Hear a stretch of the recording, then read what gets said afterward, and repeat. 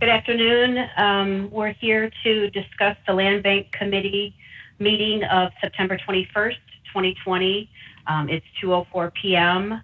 I will do a roll call and then we can go through the agenda items. Mr. Harris or Justin? Okay. I catch myself at the last commission meetings. I'm present. Mr. Volt? Present. Chief Orzak? Present. Mr. Lasko? Present.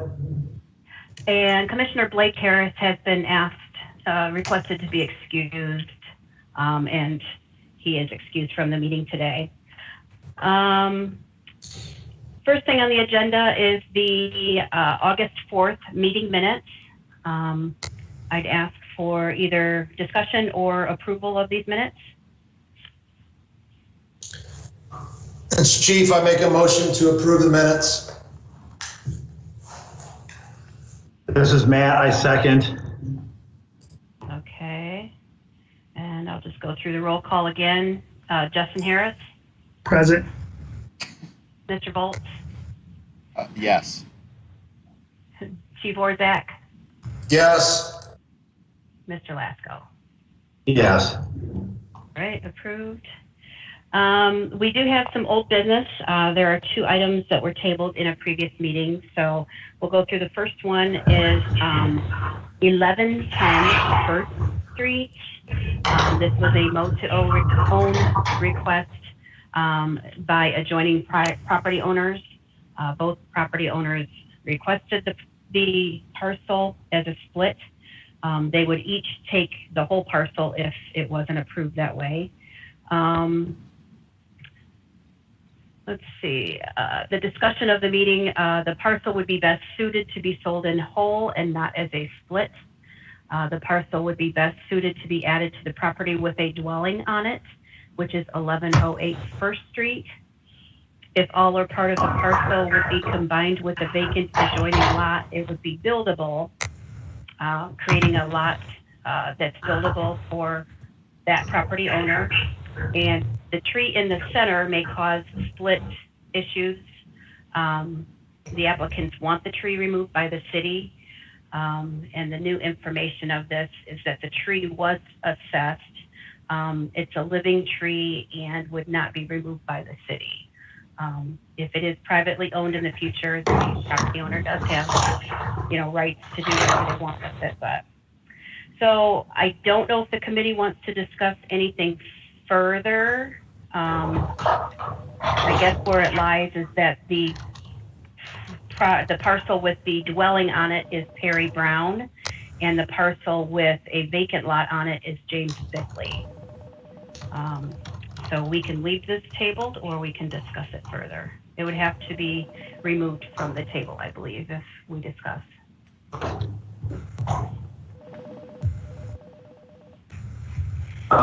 This is Matt. Just my opinion. I know we needed to understand the health of the tree, but ultimately that has no bearing on my opinion to dispose of the lot. I'm still a little uncomfortable understanding that there may be an emerging market in which we'd be kicking ourselves if we sold this later on down the road and split it. So unless someone else feels strongly, I don't desire to untable it.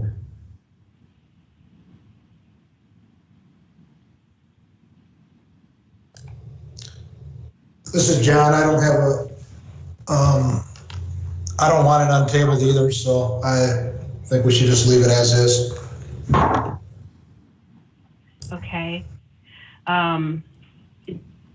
Just a comment from me, would this mean that we would send something back to the property owners just saying that we don't desire to sell the property at this point?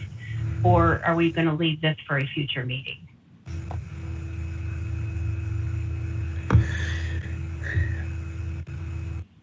I mean, this is Justin, we could handle it one of two ways.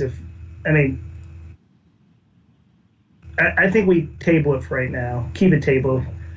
and then we can explore offline how to respond or untable it and dispose of it if we don't want to. But I'm new to the table. You can use me as an excuse to keep a table to get more information, and then we'll figure it out. Okay.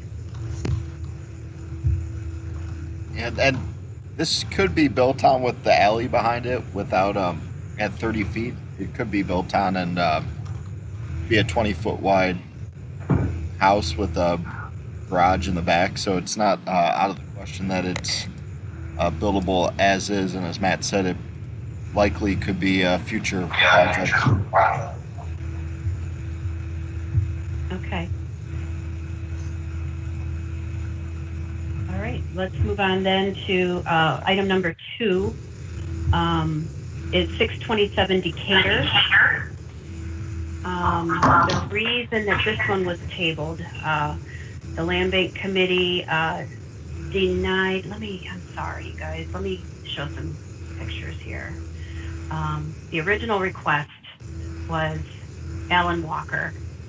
He resides at 621, vacant lot at 623 was awarded to him through the Land Bank in the past, previous.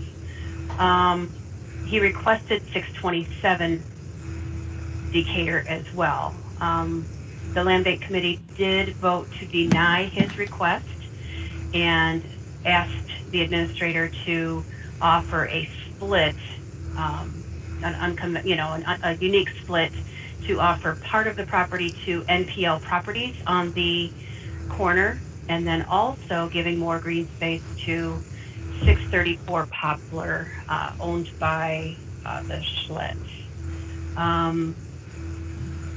The information that I have to update is that I sent out a certified letter to the owners of 634 Poplar on August 21st, and I've not received that card back at all. So I don't know if the post office is still trying to deliver that mail or if that card just got lost, but I've received nothing from the Poplar Street owners. Their tax mailing address was a Mason Road, Milan address, so that's where the letter was mailed to. But other than that, I really have no update on this one either, unless we want to wait for the card to come back or just offer the whole property to NPL on the corner. That would be a decision made by you guys. Just for a point of clarification, with 623, that was obtained through the Land Bank as well, or 621? 621 is where he resides. 623 was awarded to him through the Land Bank. Okay. I believe that was in either 18 or 19. I can quick verify that. Debbie, I'd prefer to wait till we get the certified letter back, or at least hear back from them. Okay. I agree with Greg. I'll definitely do that. I agree. To answer Mr. Harris's question, yes, it was obtained through the city of Sandusky in 2018, the 623 Decatur. Okay. All right, so we are going to leave this on the table until we get the certified letter back. Yep. All right. Item number 3 is new business. Let's see, I received an application from a Ms.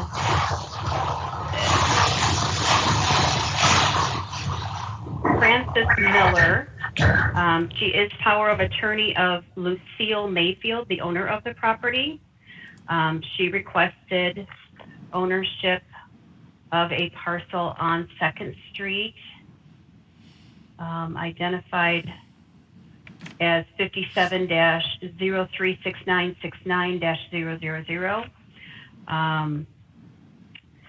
With her application, I did prompt a notification to RLR Properties Ltd., which is the other adjoining property owner. but I believe the property is buildable, so I'm not sure if that needed to be done. But in this whole process, we've determined that Ms. Mayfield, the owner of 1830, 1818, and a vacant lot in between, is not eligible for the Mo to Own program.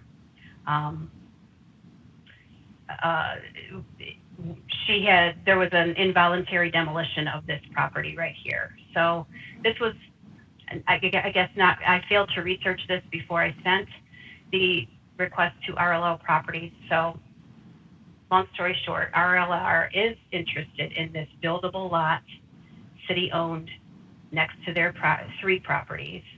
And they don't really have a building or development plan as of now.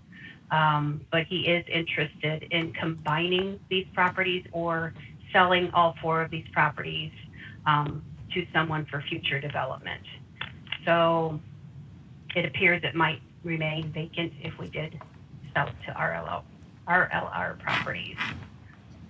Make a motion to deny this request because we're looking at a few things in the area in terms of rezonings, and I think it's too early to really tell what future this property holds, and I'd like to keep at least a buffer between RLL Properties and the existing owner. Okay.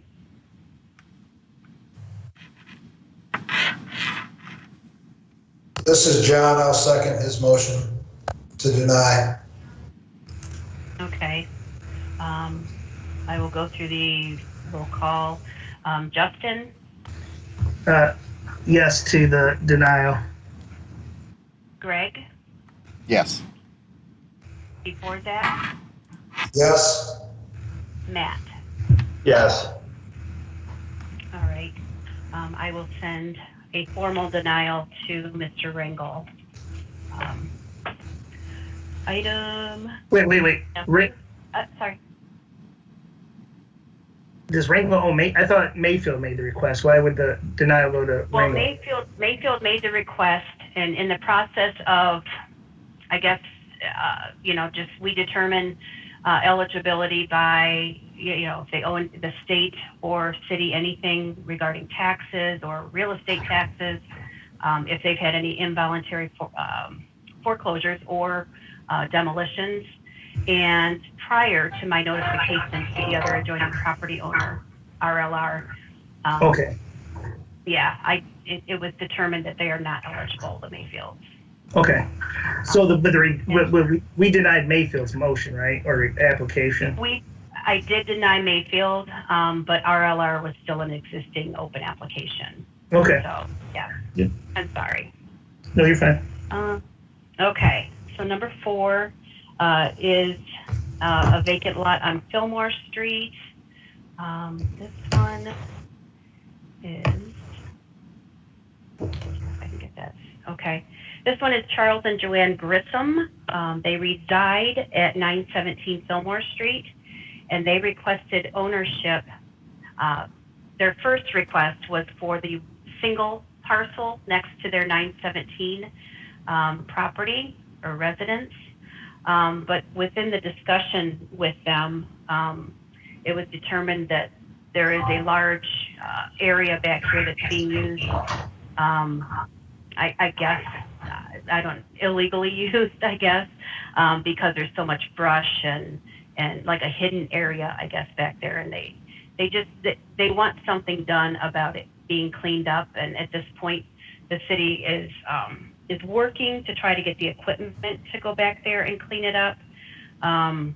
But they do now want both parcels. I am not sure if that's something that we can do through the land bank. I think we only do one parcel, at least at a time. But I did have a picture of that overgrown brush. So, if you could just kind of estimate that the one parcel would be kind of in the middle of here, those parcels are going to have all that overgrown brush. But they're just afraid, there's animals back there, there's mattresses, there's trash. It's just become a dumping area. and they have actually seen people come out of there. So we did go through the background information, and it does appear that they are eligible for the program. The application, I believe, is for both parcels. Both parcels were transferred to us through sheriff deed, so we would have to split the deed, or you know, if we wanted to offer one parcel to them and not the other, we would just create a deed that says that. Let's see, each parcel is approximately 40 by 88. The other one is 40 by 80. The auditor's valuation is $4,560. We would request an earnest money deposit of the amount that we have expensed in the property, meaning a title search or transfers, deed prep, that sort of thing. And the rest would be paid through in-kind maintenance through our Move-to-Own program. Taxing district will collect $95 for a single parcel or $190 for both parcels. And that's about all I can say on this, unless you guys have any questions.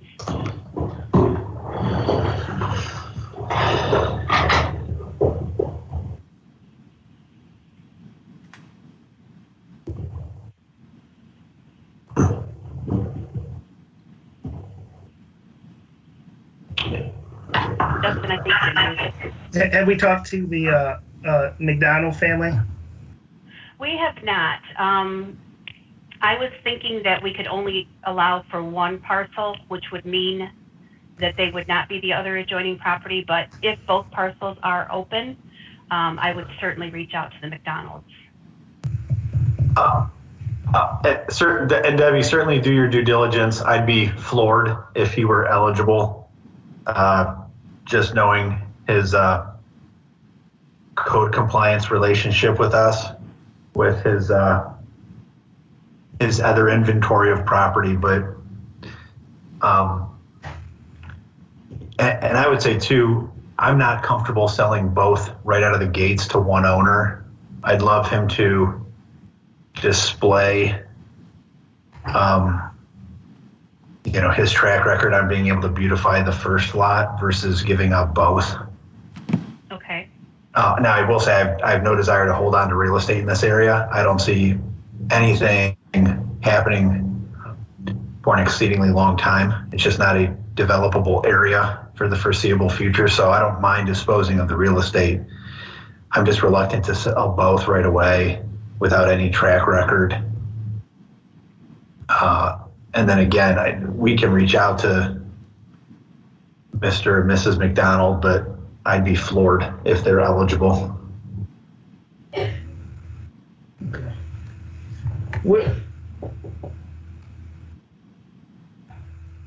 I agree with you, man, in terms of just one of the lots. I was just trying to find a way that this Grissom family can clear up the brush that's on both lots, right?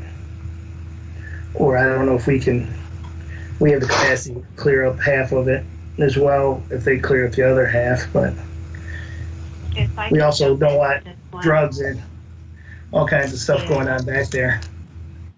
I have been in touch with our compliance office, and this is next on their list. The forestry department right now is not able to help us. They're just way, way, way too busy. But as soon as they have equipment available, we have some seasonal employees, or Mr. Lake knows how to operate some of that machinery, and this is next on their list to clear that area, or at least cut a lot of it down, because it is city owned.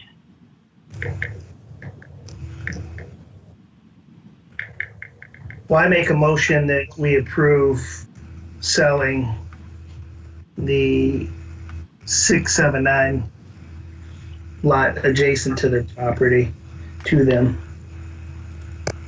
Okay. Second. Was that Matt? That That was Greg. I do have a comment, I guess, since we're open for discussion now. I guess my comment is, why are we clearing the lot for them and not allowing them to do the lot clearing to show that that's what they want to do? Or we're paying a lot, or we're going to be doing a lot of work for nothing, so to speak. Yes. Well, I believe some of the neighbors have complained to our compliance office regarding the activity back there, I guess, or maybe there's some animals or something. But I think for possibly health reasons, maybe our compliance office is on the it's on the list through our compliance office. But I can certainly make this, put it into the purchase agreement that this will show his, that he's serious about clearing the lot and maintaining it. This could certainly be something that, would show his good faith. I agree with you, Chief. If we can get them to do the work themselves, I just want to make sure that it's cleared at some point, right? Well, I think that we need to clear both. I guess, I'm just throwing it out there. I guess we need to clear at least the one lot we're not selling. So if we clear both lots, would we be able to recoup any of the expenses as part of the, I guess, contract with them and adding those costs on, just like the title search? Is it possible to add on a couple $100 or whatever it would be to their sale?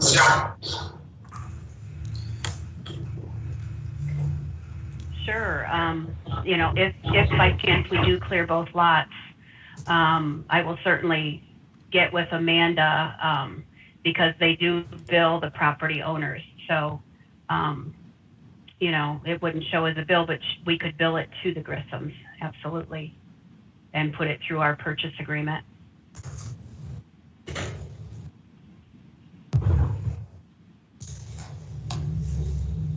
Any other discussion? Okay, the motion is to approve. Justin? Yeah, to approve the sale Of one property. of one property, the 02679. And Yes. my motion is, I'm going to amend my motion to make a motion that we sell it. I think we make them clear that brush as part of the transaction and or recoup any costs associated with us clearing that portion of the brush.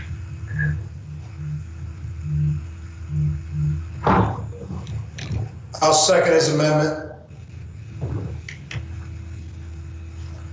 Okay. Here's the roll call. Justin? Yes. Greg? Yes. John? Yes. Matt? Yes. Okay. All right. And item number 5 is a property next to 1721 Harrison Street. To look at the zoning map here, James Porter. He resides at 1620 Buchanan Street, and he rents out 1721 Harrison. That is here. There is a city-owned lot next to his, and he has requested to purchase this via Mo2Own. I did tell him that I would have to connect with the other adjoining property owner, but before doing so, I realized that they were not currently eligible. This property is tax delinquent. I don't know if some others are, but this property here at least is real estate tax delinquent. No taxes have been paid at all this year. So the whole parcel is being applied for, 1721 Harrison Street. Let's see, Mr. Porter is up to date on his real estate taxes and rental registration. The vacant parcel, the city-owned parcel, is 33 by 128, and the auditor's valuation is $4,550. The purchase price would be any $4,550, but we would take an earnest money deposit of any expenses that we have in the property so far and through the transfer. So it would be survey and all that. Let's see, the balance will be paid through in-kind maintenance.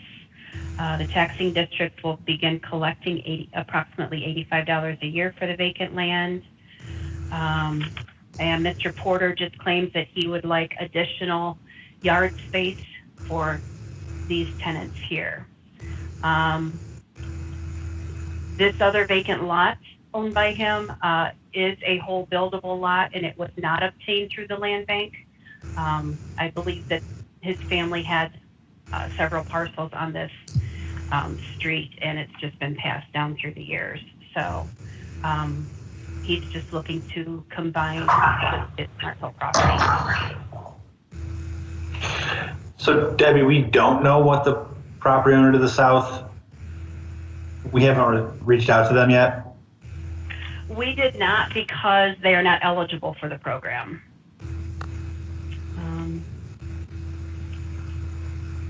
I forget what let me look.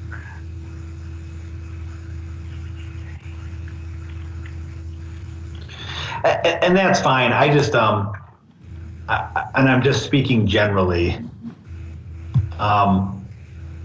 And I would just say to the committee, I don't know that we should always feel like we have to make a decision if one of the neighbors is ineligible, because property can sell and there may become a new owner to the southern property that is eligible. So I know that's a factor, but I don't think it should be a huge factor, because again, property can transition all the time from an ownership standpoint. So Okay.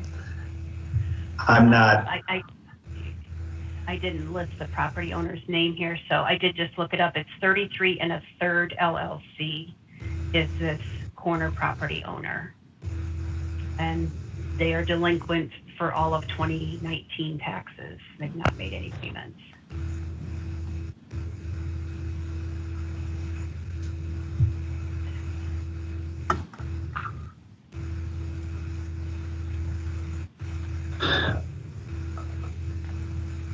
Yeah, I'm not.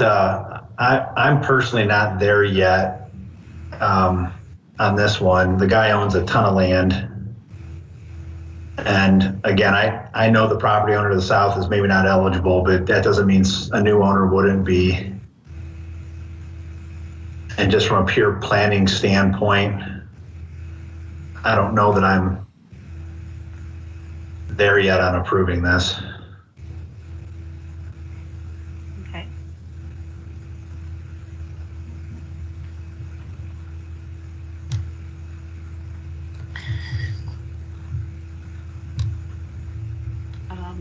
I think the options, if there's no other discussion, would be either to table or deny the application.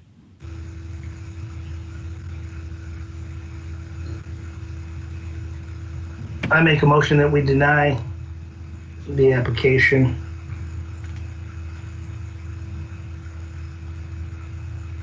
I second.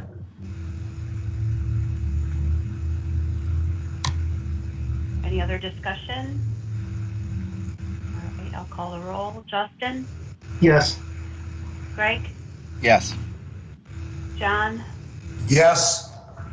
Matt? Yes. Application is denied. And next we have acquisition of property. Foreclosures have come back on in full force in sheriff sales. So we do have kind of a big list here, but it's properties that are just going into foreclosure. So I don't think any of them are in a sheriff sale at the moment. I don't know if the committee would like time to review any of these properties,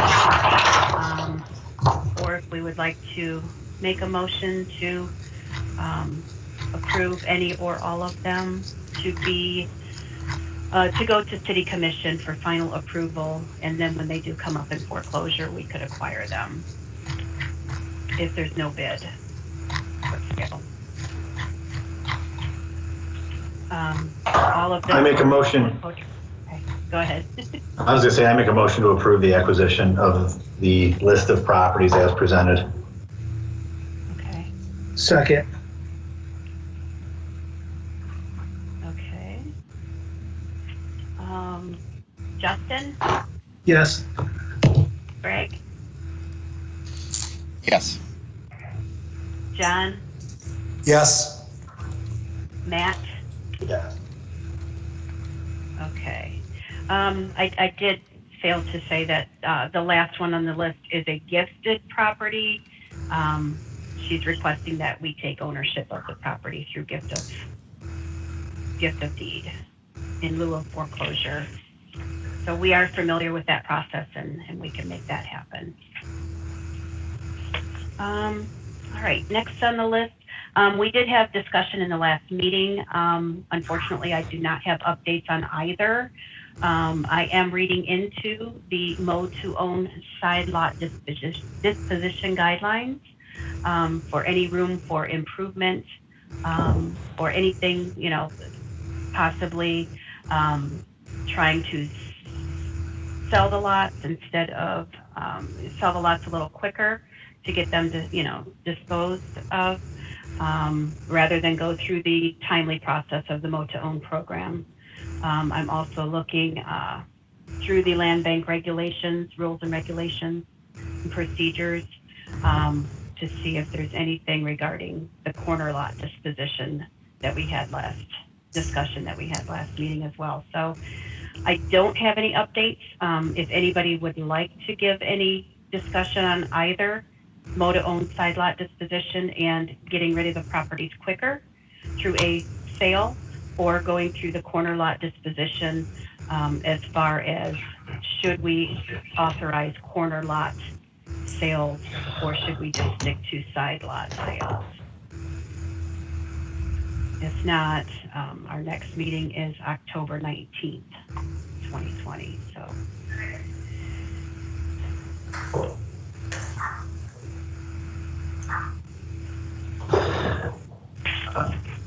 I don't have anything. Okay. I do intend to have an update on those for the October 19th meeting. That way we can at least go through a discussion and see if there's anything that we can improve on either of those topics. And that is all that I have. I don't know if anybody else has anything. Nope. Good job. Motion to adjourn. Okay. Second. All right. Thank you. The meeting's adjourned.